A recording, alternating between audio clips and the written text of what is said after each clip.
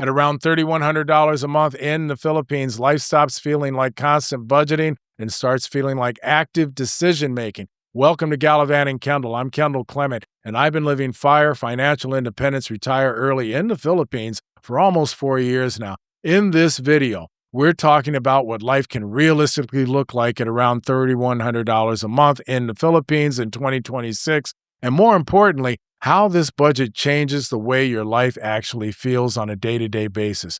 Because once you hit this range, the conversation shifts. You're no longer just asking what you can afford. You start asking what kind of lifestyle you actually want to build. If you enjoy realistic Philippines budget content, FIRE conversations, and honest discussions about financial independence abroad, hit like and subscribe. On this channel, I show you what different budget levels can realistically support in the Philippines. That doesn't always mean it's what I personally recommend, because preserving margin matters. Margin is the money left over after you subtract your expenses from your monthly income. My goal is to help you understand what's possible while also talking with you about the principles of FIRE and flexible financial independence abroad.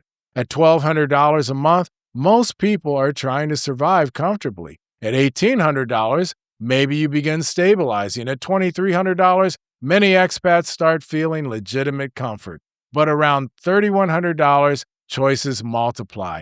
That's the real shift here. You can choose location differently. You can choose housing differently. You can choose convenience differently. And you can choose how much stress you're willing to tolerate. For example, at this budget, you could realistically live in a very solid condo in BGC, Makati, Cebu IT Park, or parts of Ortigas and still maintain margin if you stay disciplined. Maybe you spend $700 to $1,000 on rent, depending on the city, the building, and how aggressively you apartment hunt. That could mean a modern condo with amenities, strong security, backup generators, reliable internet infrastructure, and walking access to restaurants, coffee shops, and gyms. But this is where the multiplying choices begin.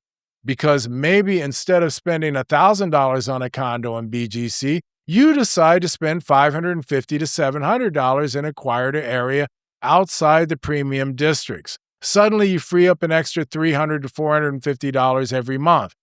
Over 1 year, that's roughly $4,000 to $5,000 in additional margin.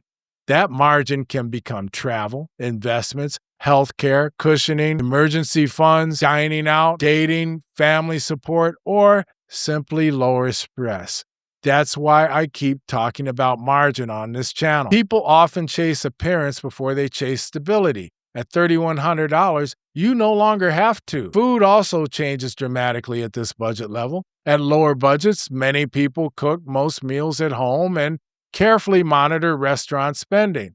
But around $3,100, you gain flexibility. Maybe you still cook breakfast at home, but now you comfortably order delivery several times a week. Maybe you eat at nicer restaurants on the weekends without mentally calculating every menu item. Maybe your grocery budget rises from $250 to $500 because you start buying imported products, higher quality meats, better coffee, protein supplements, or healthy convenience foods. And yes, quality of life upgrades start stacking quietly at this level. A gym membership might cost you $40 to $80 a month depending on where you train.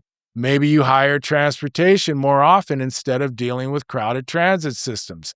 Maybe you use Grab regularly instead of constantly bargain hunting. Maybe you choose condos with stronger air conditioning systems, quieter neighborhoods, better water pressure, and better sound insulation. Little things start disappearing from your stress radar.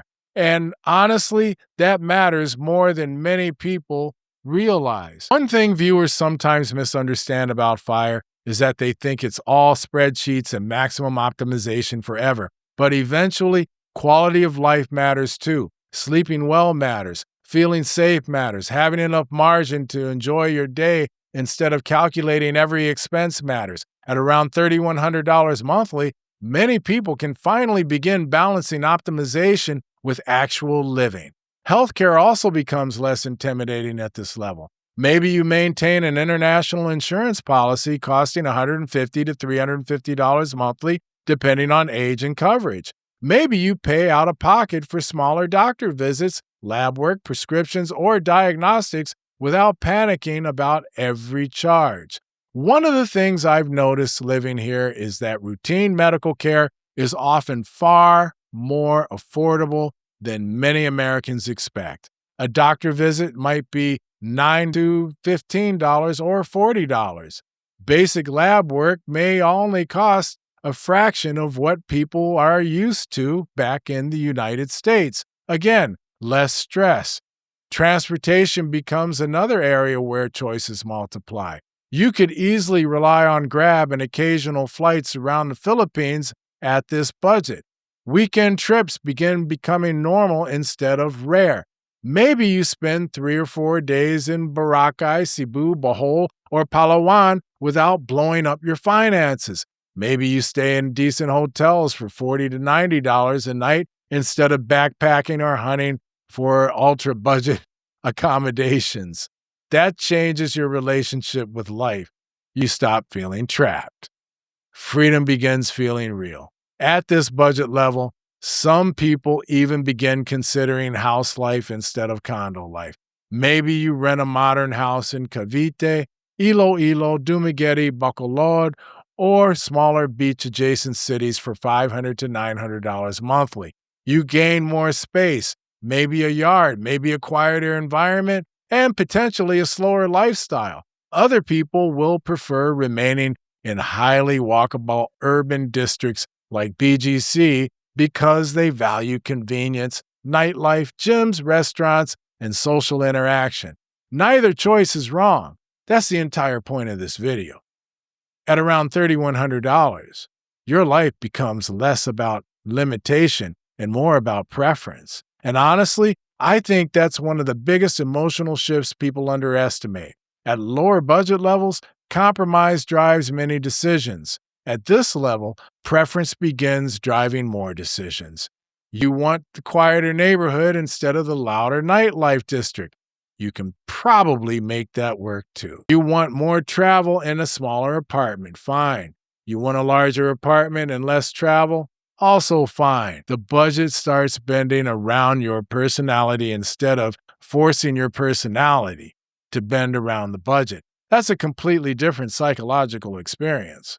Now, personally, even at $3,100 monthly, I would still probably preserve strong margin. I'm just wired that way. I would rather maintain flexibility and lower stress than try to impress strangers with luxury spending. But what I appreciate about this range is that it allows breathing room without requiring extreme sacrifices. And for many people pursuing fire abroad, that's the sweet spot.